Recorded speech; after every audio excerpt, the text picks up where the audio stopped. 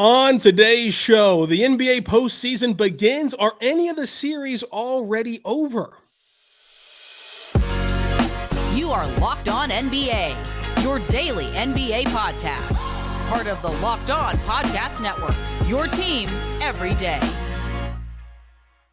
Get it going on the Locked On NBA podcast, recapping day number 1 of the NBA postseason.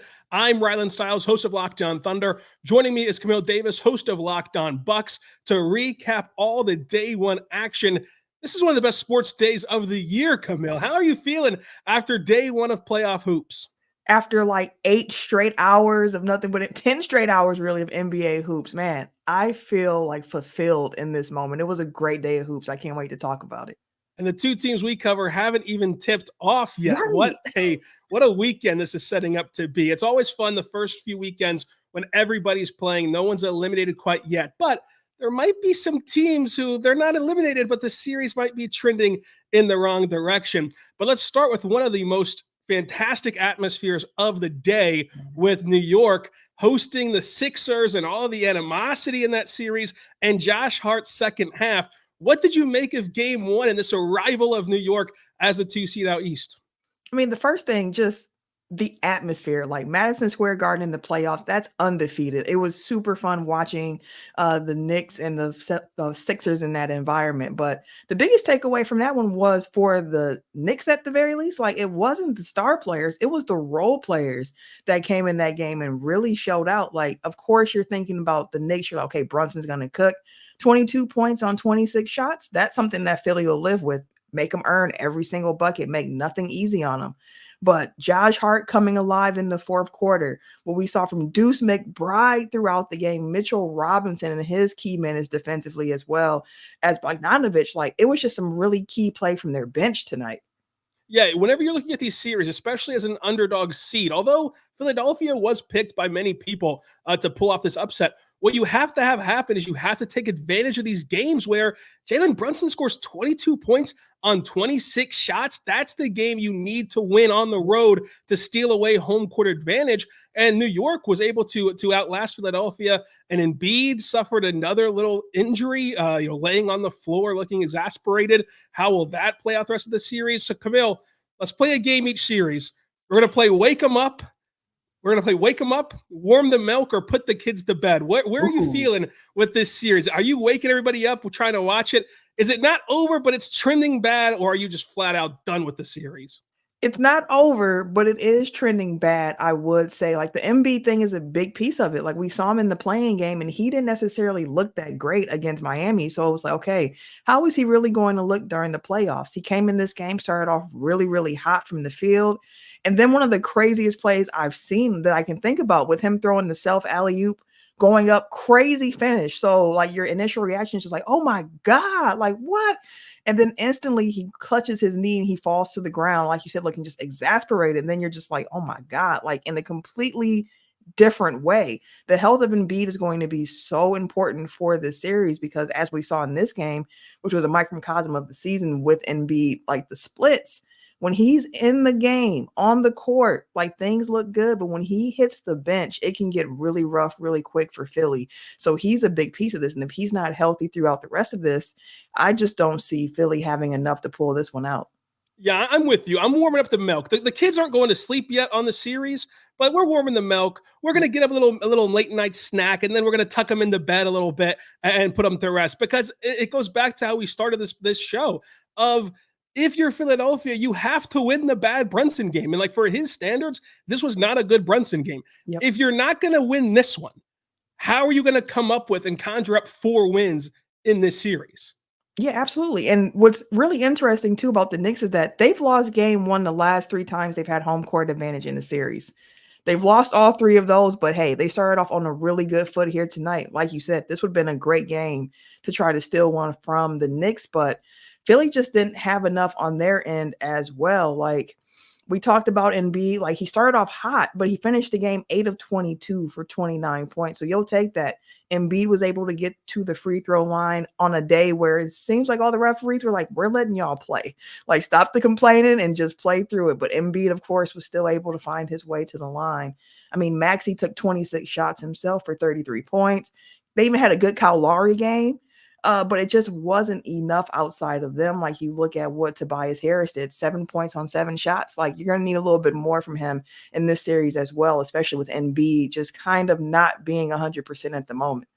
Yeah, you're going to have to get better three-point shooting, I think, from Philadelphia to be able to take a series from New York, especially, I think, as the underdog seed is the most case. You need three-point shooting, variance, and you need defense. And I think that Philadelphia is going to have to see game 2 go their way, or else we're going to be putting the kids to bed in this series. Yeah, absolutely. They need to rebound too. And that's going to be difficult with them, especially if Embiid is injured, because we saw at the end of this game, he just didn't have that right amount of lift that he normally has. Like, the Knicks had 23 offensive rebounds tonight. Meanwhile, the 76ers had 9. like the Knicks were just killing them all over the boards tonight, and they're going to need a better effort going forward if they're going to make a dent in this series in addition to that three-point shooting. So another big series from day number 1 has to be the Lakers taking on the Denver Nuggets. Nuggets win this one 114-103. They kind of play with their food a little bit to start the game, but eventually outlast LA. Where are you at with this series? Are you putting the kids to bed, or is it still going to be a competitive series? I think it's still going to be competitive. I mean, we made the jokes of last year's series being one of the most competitive like sweeps you'll see. Like, hey, the Lakers were in it. It just didn't go their way. But in this game, it started off with the Lakers executing at a really high level. And that's what you have to do against Denver, because they're just so good that if you make a mistake, they're normally going to capitalize on it. Rotations were really sharp for LA early. They were swarming on defense, and they were rotating the right way. But as the game went on, you started seeing cracks into that defense, and the Nuggets took advantage of it. Yeah, I don't know if we can put many series to bed after one game, but I don't feel good about the Lakers' chances. I think that you saw in this one, they played well for their standards for the most part, but they just ran out of gas. And I think that the home court advantage, the altitude, and the depth of Denver is going to be able to help them win this series. And I think that they're going to coast to a series win in the sense of game number. I think it would be 6 or less for Denver, but maybe LA can make them work a little bit to get there. It's going to be difficult. And I have a question for you, Rylan. Like, because look at this game. Like, Bron and AD combined for 59 of the Lakers' 103 points. Like, the Lakers are going to need a little bit more from some of the others. And I mean, D'Angelo Russell is an obvious one to point to, but like going forward in this series, like, who are you looking to on the Lakers just to help carry that offensive load for them? Because even if the defense is good, it's nice to get the stops. But if you can't get the buckets to extend the lead or cut into it, like, you're just going to be in trouble against Denver. Yeah, I think that you look at the Lakers and their big wins this year against top echelon teams in the West have been because of D'Angelo Russell. Like you mentioned, you're going to need these elite shooting nights from D'Lo. You're going to need it from Prince off the bench as well, who went 1 for 3 from 3. You need that number to improve. And then Spencer Dinwiddie's a guy that didn't score a single point in 13 minutes. He can be a contributor off the bench too. But you shrink the rotations, and you see how they ran out of gas despite getting those games from LeBron and AD. I think it's going to come down to you have to shoot better than 27% from 3. You just can't have that happen. They're at their best when they're able to crowd the mid-range and spray out to shooters defensively. And on the other end, take advantage of their open threes and knock them down. In this one, Denver shoots 35% from 3. LA shoots 27% from 3. The Lakers will not win a game this series if they're shooting 27% from 3. Absolutely, absolutely. And someone else, I just want to see Austin Reeves be a little bit more aggressive as well. Like, there were times in the game where I thought that he had a window to shoot, and instead of shooting, he would either look to pass, look to drive, and it's like, I'm not sure if this is the right play in the moment, but we definitely, like, the Lakers are going to need that aggressiveness from Reeves in addition to D'Lo. Like, he had that turnover, I think it was in that terrible third quarter the Lakers had. That turnover led to just quick points for Denver, and after that point, things just really started to snowball for the Lakers in that game. That third quarter, they got outscored 32-18. Like, at that point, it was like, it's going to be tough to come out of that hole, but they still found ways to threaten them, but they just could never seem to get over that hump. Yeah, and my biggest thing for the Lakers is how do you avoid the avalanche that inevitably comes? I mean, you saw where Michael Porter Jr. nails a couple threes and the lead stretches out. And Jokic, he just walks his way into 32 points on 12 rebounds and 23 shots. Like he's just an efficient near triple-double every single time. I don't know how anyone, I think it's why that despite not being the 1 seed, the Nuggets are the heavy favorites to go to the NBA Finals. Who can keep up with the avalanche that they can put on even after the Lakers play some of their best basketball? I mean, that first half was all Lakers, it felt like. Yeah. They're up by like 3 at halftime. Like, what do you do at that point? And they were only up at 3 at halftime because LeBron hit that crazy deep 3 to push that lead back up. Like, it was a bad first half for Denver. And to look at the scoreboard and you're like, man, we're only up by 3 and we played that well. Like, it was a situation where Denver was missing a lot of good looks for them.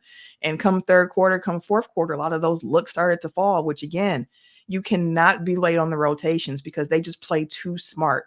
Jokic, like the Joker, grew as he came dressed to the game with a Despicable Me 4 promo. Like, my goodness, he is just so difficult to defend because he just likes to make the right play. Even if it's boring, he's going to make the right play. So if you're turning the ball over, if your offense is leading into pretty much like unofficial turnovers, like there were some shot selections from the Lakers where it's like, this is just a bad shot.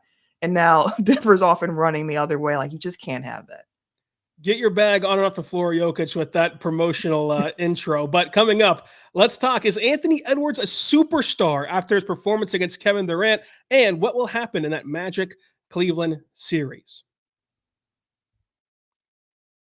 But first, I want to say right now about our good friends over at Prize Picks. Prize Picks is the best way to play daily fantasy sports. It's just you versus the projected numbers. Make sure you get in on this in day number 2 of the NBA postseason and beyond, because it's America's #1 fantasy sports app with more than 3 million users. All you got to do is pick more or less than their Prize Pick projections, and you can get it done and win some money, including during the NBA playoffs, where you can turn $10 into $1,000 and win 100 times your money with Prize Picks with as little as 4 correct picks whenever you go bet on the special entries for the NBA and hockey at Prize Picks, America's #1 fantasy sports app. Check them out today by going and downloading the app today. Use code LOCKEDINNBA for your first deposit match up to $100. So you download Prize Picks, use code LOCKEDINNBA, and for the first deposit match, you get matched up to $100 at prizepicks.com/LockedInNBA. We're back on Locked In NBA, recapping day 1 of the NBA postseason. I'm Rylan Stiles, host of Locked On Thunder. Camille Davis, host of Locked On Bucks, here with us to discuss day number 1. I thought one game that had a lot of fireworks in it was Phoenix in Minnesota, and Anthony Edwards, despite the score, 120-95, you really watched that game and you saw some fireworks where Edwards is going at Kevin Durant, maybe a passing of the guard, as Kevin Durant scores 31 points on 17 shots, and it still didn't even get them close to knocking off Minnesota, as Anthony Edwards scored 33. Camille, the first question, is Anthony Edwards like a legitimate superstar? Can he get there in this postseason run? Listen, this is when legends are made. Like, this is when you can add onto your resume to really be seen as that solidified guy. Like, I've taken that jump from just a guy who can lead a team to being like, okay, I might be an all-star rotational player, to being like a superstar. Like, Anthony Edwards can do it. And after the summer that he had, like, it seemed like we were on this path to him becoming this player. So it was really like just outstanding to see his effort tonight, given the fact that in the regular season, Phoenix was a tough matchup for him for whatever reason that might have been. Like, he was averaging just a little over 14 points a game, shooting under 32% from the field against Phoenix in the regular season. He popped for 18 points in the third quarter of this game alone. Like, he single-handedly took this game in his hands and really changed the tide for the Wolves. Yeah, he took over this game, and I think that he was that emotional leader on the court. I think he was the production leader on the court, and you saw him lock in whenever it was necessary defensively to really help set the tone for Minnesota, who brought more physicality, I thought, than the Suns, and were able to just extend this lead. It was really, the majority of this game was a 10-point lead for Minnesota. Then it got nasty late, obviously, but they really kept the Phoenix Suns at bay with that 10-point lead. Is there anything glaring that you think can happen for the Suns? I mean, like, you see for the Suns, Devin Booker did not have a good game at all, but neither did Mike Conley, and you would expect both those things to change. Like, what do you see that the Suns maybe can do to get back in this series after losing 120-95? That's a tough one too, especially have to see what it's looking like for Grayson Allen and him turning his ankle during this game. Like that's a key rotational player for this Phoenix Suns team. Now, as somebody who's watched the Bucks and have seen Grayson Allen in the playoffs, one is always interested in seeing how his play translates from regular season to the playoffs because he does have a slower jumper. And there are some times where he just won't shoot in those pockets, but yet and still for this particular Phoenix team, he is somebody who's been really, really valuable for them. Like they have to get Devin Booker going. Bradley Beal was able to shoot 60% from the field, but he only had 10 shots. Like they just have to figure out a way to keep that ball moving a little bit more because one of the things about having really talented ISO players like having KD and Book and Bill on your squad is that the offense can really slow to a crawl where guys aren't touching the ball, not enough ball movement, off ball cutting, and things of that sort. And they can get really stagnant. So they have to find a way to get D-Book going. But I mean, honestly, part of the reason he struggled was because that Timberwolves defense was just locked in. They put the seatbelts on Rylan. They were ready to go in this game. Alexander Walker and McDaniels, like the two of them in particular, deserve some kudos for what they did defensively tonight. I'm going to do it, Camille. I'm putting the kids to bed in this series. The Suns cannot win this series. You look at what Minnesota's able to do with their presence inside of Rudy Gobert. You're able to see, like you mentioned, Nickeil Alexander-Walker, Naz Reid, McDaniels, just throwing them at Booker, Beal, and Kevin Durant. Like, yes, Kevin Durant can go off for 31 points on 17 shots, and it's just amazing to watch Kevin Durant score the basketball in the postseason. That's why you are a basketball fan, is for the stuff Kevin Durant can do. Go ahead, though, because no one else on this team is going to be able to help you out. And especially if they lose out on Grayson Allen, another warm body for this team that already is shallow in depth. What is the counter for this team? I think Minnesota will at least hold serve at home. That crowd was really into it. This is a fan base that's not going to take postseasons for granted. And so you just hold at home as the upper seed. You're going to win the series. And it's not like going to Phoenix will be some daunting task because Minnesota has just proven to be the better team. They proved it again tonight. And I think that even without playing a perfect game, Minnesota still blew them out. Like I have no reason to believe that the Suns can come back in this series.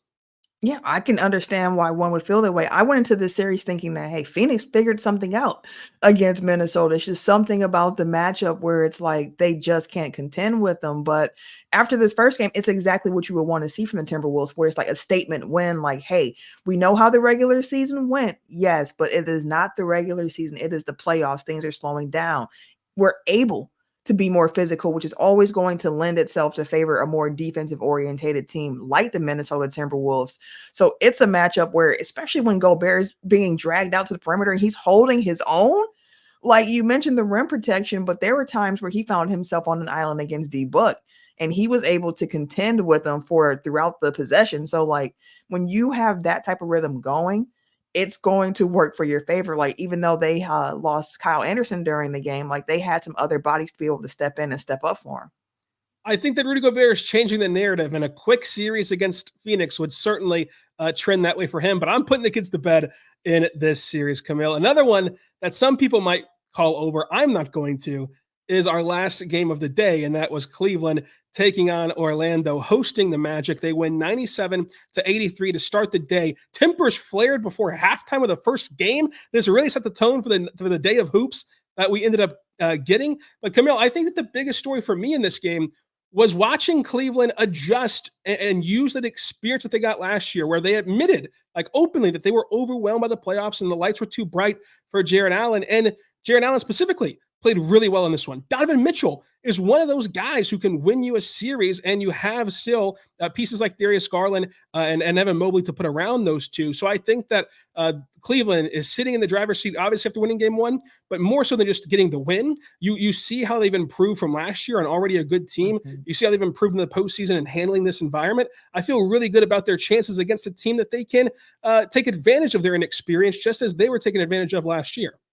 I love that you brought up the fact that last year the lights were too bright for the Cavs, and mentioning that Jarrett Allen how he brought that up. Like last year, the Cavs lost because they came across a team that was really physical, defensive, and they just could not stand up to that. And here they go. They have an Orlando team that is what? Really strong defensively, really physical, a lot of length that can bother you. And Cleveland was able to withstand the storm. Like Orlando got it down to 4 in the third quarter, and Cleveland could have folded. Like they could have just been like, could have got really tight. The three ball wasn't falling. They started the game off 5 from 3. Then at that point, they hadn't made one like their last 16 attempts. Like things could have gotten really tight for them, but they have Donovan Mitchell, which is something on the Orlando side where you're like, that's a glaring missing piece for Orlando right now, where it's like they just don't seem to have that guy you can get the ball to, who can create their own shot and go and get it without any help from anybody else, like Cleveland has with Donovan Mitchell, and to a certain degree, Darius Garland as well. Paolo started the game off well, but you saw down the stretch started fading, and there just was not enough offense for the Magic. And that was honestly my concern for the Magic coming into the series. Like, where is the offense going to come from? We know the defense is good, but offensively, where is it going to come from? I could not agree more with you about Orlando. I think that this series, even if they lose it, should not negate how much progress that they've made and how good they were in the regular season. It comes down to every year we discuss, it's a star-driven league, and you need guys who are stars to drive you in the postseason. And Ben Carroll is just not ready to be an initiator on offense and be a true engine offensively in a playoff series. That's not a knock on him. He's not supposed to be at that point in his career. It's not that he's behind schedule or anything else, but Orlando has what it takes outside of you cannot beat yourself. They have the defense. They have the ability to play at their pace and dictate some of the terms of the game, but you cannot shoot 63% from the free throw line. You cannot shoot 21% from 3, and you cannot lack a go-to score. And all those 3 things bit them in this one, and it was the difference. They didn't have a go-to score. They didn't shoot well from the free throw line. They didn't shoot well from 3. You're not going to win that game no matter how great of a defense of effort you give and how great you are defensively. They have themselves on the doorstep of playoff success. They just have to shore those things up. Absolutely, absolutely. And then you look at the roster, it's like, well, who else can it come from? We mentioned Paolo. He led the Magic in scoring today. And you're looking for Franz too. It took Franz a while to get going, but they're really going to need a lot from him in this series to move forward. I mean, you look just down the roster in itself of like, okay, well, traditionally throughout the season, who have been those guys to score? Jalen Suggs is somebody as well. And it just was not a great game for him. 1 for 7 from 3. That can't happen when he's been a 40% three-point shooter on the season. You can't have Gary Harris going 0 for 5 from 3 when he normally shoots 37% from 3. Cole Anthony has to be smarter with his shot selection, and Franz has to remain aggressive. Like, Paolo can't do it all on his own at this point in his career. It's just not how he's equipped. I'm not saying that Orlando can't win the series, because I think their defense can help, because even they got some stops and they were missing easy layups on the other end as well, where it's like you're missing these, you're missing free throws, guys who normally are knocking down more threes are ice cold. Like, there's a way in a world where I can see, like, if the game just flips enough, can you just get enough offense and have that defense drive? Like, Orlando could find a way to make it interesting. They for sure can find a way to even win the series. They just have to not beat themselves, because you cannot compound the problem when there's already some inherent disadvantages with your team. Coming up, what's going to happen in day number 2 after a fun day number 1 of the NBA playoffs?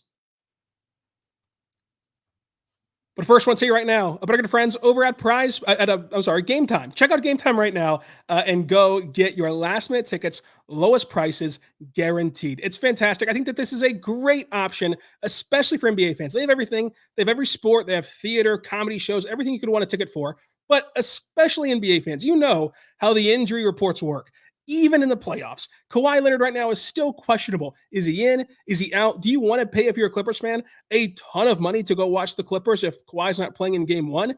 Probably not. So you want to wait it out on Game Time and get the last-minute tickets at the lowest prices guaranteed. They also have flash deals and zone deals, all in pricing, which is a feature that I think is fantastic to just show you up front. Here's the exact price you're going to pay. No hidden fees at checkout to do some extra math. It's just all there for you. And a view from your seat. If you're heading to an arena for the playoffs that you've never been to before, you can make sure you have the proper sightlines you want at Game Time. Go there right now. They also have a ticket coverage to make sure that you have the service that you need in your policy to make sure your ticket's good for you. And Right now, you can take the guesswork out of buying tickets at Game Time by going and downloading the Game Time app, creating your account, and using code LOCKEDONNBA for $20 off your first purchase. Terms and conditions apply. But again, go create your account, redeem code LOCKEDONNBA for $20 off your first purchase. Go download the app today. Last minute tickets, lowest prices guaranteed.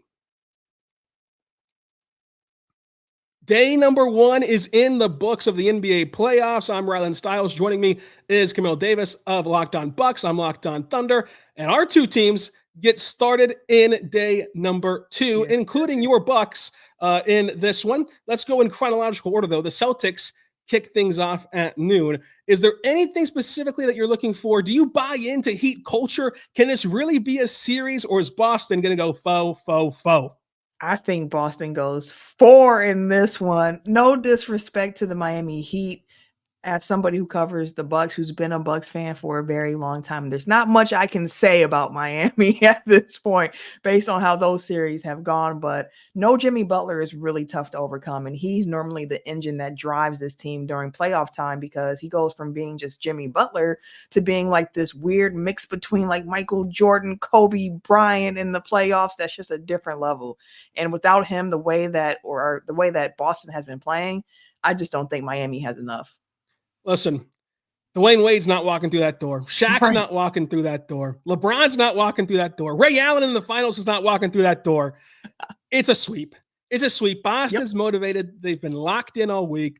They're ready to go. This is the matchup that they wanted to kind of get some revenge on a newfangled rival. It's going to be interesting to see Boston just take care of business. I think that they're the best team in basketball by far. I don't think that many will give them a push until the Eastern Conference Finals and NBA Finals. So let's go with a sweep for Boston in this one. But game 1 is the one I think that you look to steal if you are the underdog, maybe sneaking up on a team in game number 1. Then you look at the day number 2. I think that the day number 2 slate is even better than day number 1, which was fantastic of a day. But game number 2 is my favorite series of the playoff picture round 1. Mavericks in LA against the Clippers. Clippers questionable Kawhi. I would imagine he does not play in this one, just based on the kind of verbiage everyone's using around Kawhi right now. How do you lean game 1? How do you lean this series? It's tough without Kawhi, right? Because you're looking at a backcourt with Luka and Kyrie. When you have a team with Kawhi and Paul George, you're like, we can throw different length at them, we can throw different matchups at them. But missing Kawhi, who's had an outstanding year this season, staying healthy for most of it, just unfortunately being banged up here as we get to the playoffs, the time of the year that this Clippers team was really chugging towards. Of course, there's going to be questions around playoff James Harden. What does that look like in this particular environment? That's going to be tough because, listen, Luka and the Mavs have lost 2 series to this Clippers team already. I don't see it happening a third time, not with the way that this Dallas team has been reworked at the trade deadline just to fit even better around Luka. I'm with you yet again. Luka, in and of himself, is capable of winning 2 playoff games, no matter if it's you and me aside him in that game. So Luka is worth it in and of himself. Then you add Kyrie, who they've gelled so well together as the season's progressed. I love the addition of Daniel Gafford. I love the addition of PJ Washington. I think that the Mavericks are going to take this series in 6. They are going to be able to capitalize on these early games without Kawhi. Then it starts getting late early, and they win it in Dallas in 6 with Luka and Kyrie. Luka finally gets over that hump against the Clippers and gets into round number 2. Yeah, absolutely. I'm with you on that one. I think I might initially said 7 because I wasn't sure where the Kawhi injury news was going to lay. But if he doesn't return, I would say by like game 3, it's going to be really, really tough for the Clippers. So I definitely think this is going in Dallas's favor. It's time for Luka to put this Clippers ghost to bed. So as the expert of the Bucks, what's happening with Giannis? How's the momentum swinging in the early goings of this Bucks-Pacers series? I mean, not having Giannis is a big piece. We talked about Kawhi not being there for the Clippers, but Giannis not being there for the Bucks takes away one of their top ball handlers as well, which most people might not think about when they think about the Milwaukee Bucks. But the way the roster is constructed, it is Dame, It's Chris and it's Giannis. Those are your three best ball handlers. Those are the guys who are initiating your offense most of the time there. So you lose Giannis, who also puts the most pressure on the rim. Like, he is so good on that drive. He opens up so much with that. You take him out and you're losing another dynamic piece of what your offense can do. So you're going to be counting a lot on Dame. And Dame's not 100% himself, but he's ready to go. So a lot of Dame going to be really interesting in seeing how he bounces back because he hasn't had a great year against the Pacers so far. Chris Middleton is going to be even bigger in this series because now he's the solidified number 2 guy instead of being that third option on the team. And Bobby Portis is another guy to look out for because he most likely will be starting in Giannis's place. And they're going to need a lot from Bobby to be able to put this feisty Pacers team away that loves to run, which is the Achilles heel of this older, slower-footed Bucks team. They got to be ready in transition. The heavy-legged Milwaukee Bucks. I got a question about the tempo, though. We always discuss in the playoff time how the game changes. It's more of a half-court style. What's the gauge? Do you believe the Pacers can play at that pace for the postseason? I believe that the game does slow down some, but I think that if you are counting on the playoffs to be the thing that slows down the Pacers in the playoffs only, you are sadly mistaken. Like, the Bucks are going to have to be disciplined because the Pacers are going to look to push the pace, even though in the playoffs things do seem to slow down a bit more. So again, it's also going to be on the Bucks to make sure that they're not creating easy opportunities for the Pacers to get out and run. They're going to have to be really disciplined with their shot selection as well. Make sure they're not having careless turnovers. And also, like, just be disciplined. Like, if you're above the 3-point line and the ball goes up, don't try to crash for the offensive board. Just get back. Just get back. Don't swipe at the ball. Get back. Just go and run. Like, be fundamental, be disciplined. And I think the Bucks can, I think they can do it, Rylan. I still got the Bucks in 7 in this particular series with Giannis's health being a question mark. I think they have enough to do it, though. That was my pre-weekend prediction as well, Bucks in 7. I think that they'll round into form later on in the series, even if Indiana makes a statement in game number 1. Then you cap off the night with the number 1 seed out west, the youngest 1 seed of all time in the Oklahoma City Thunder with 57 wins, taking on the New Orleans Pelicans, who don't have Zion, who CJ struggled a little bit. Is it too homerish to think that the Thunder are going to get a big game 1 win? Not at all. Not at all. If they had Zion, that changes the equation, but it was just so unfortunate to see him go out in that playing game when he was hooping like double, big 40 ball, injures the hamstring, and he's out. Like, without Zion, the dynamic just changes a little bit too much for this Pelicans team. The Thunder are too good. Like, they are just too good for them to be this young. They play with extreme discipline, and everybody seems to know their role, which is very, very important come playoff time. So, not homerish at all. I got the Thunder in 5.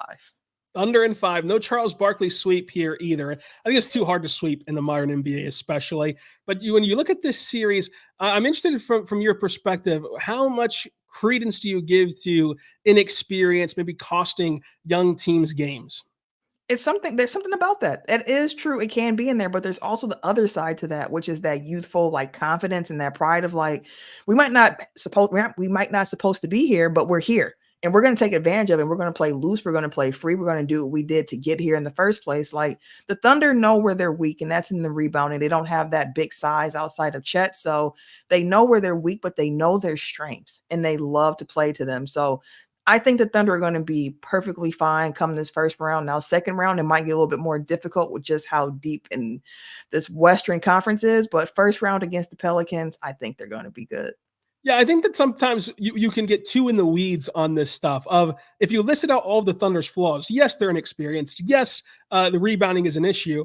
But then you go start to look around to other NBA teams, and they all have 2 or more flaws as well. There's no perfectly crafted NBA team out there, not even the Boston Celtics, so I think is almost as perfect as it gets. Even they have a few flaws as well. So I think that the Thunder take care of business in round 1. Round number 2 is where things get very, very interesting for them. But no Zion really hurts as wearing the Locked On NBA cap for the day. Locked On, not having Zion is just going to be a detriment to this viewing experience because you mentioned the Tuesday night game. I just cannot get the visual of him blocking LeBron off the backboard out of my head. If they would have won that game and if he would have had a healthy playoff run this season, that would have lived in his highlight reel for the rest of his career. An iconic moment, blocking the GOAT. And instead, we're left with another Zion injury with the return date optimistically at Game 5, but probably not at all this series. Yeah, and like again, that was his first like postseason game. Like we know playing games aren't really postseason games, but that's the first time that we even got to see Zion in this type of environment. So to only get like 3.5 quarters of it, it's unfortunate. It changes the dynamics of everything with this Pelicans team because even the way that they use him to facilitate their offense, like they're going to miss that pressure that he puts on the opposing defenses as well. Like that's a big loss for him. It was a big loss for them. I think that really hampers things. I still think the Thunder would have taken care of the Pelicans without Zion. You have to feel even better about them with no Zion or with Zion. But, Camille, fun day 1 of basketball. Day number 2 on deck in the postseason. Thank you for joining me. Thank you all for listening to Locked On NBA today. And until tomorrow, be good and be good to one another.